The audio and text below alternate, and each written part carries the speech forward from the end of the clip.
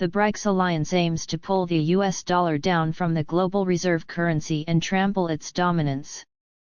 Despite multiple efforts to uproot the USD, the bloc remains unsuccessful in attempts to de-dollarize. The greenback remains the dominant currency and a force to reckon with in the forex markets. Around 58% of the world's reserves are in the USD, and cutting ties with the currency will prove fatal to the prospects of emerging economies.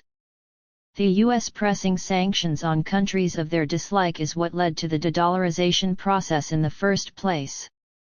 Countries such as Russia, Iran, and Belarus, among others, have been severely impacted by sanctions pressed by the US. On the other hand, BRICS member China has teamed up with these nations to further the de-dollarization agenda.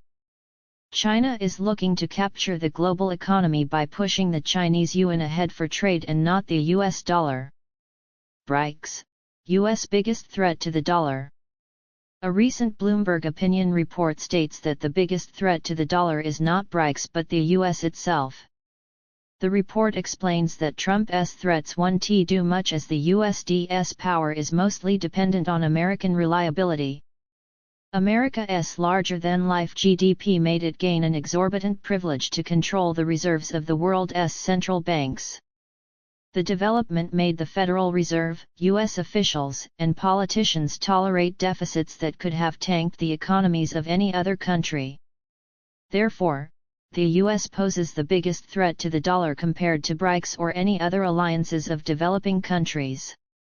If Trump wants to maintain the dollar's primacy, he should recognize that its value is not dependent on American power and threats, but on American reliability.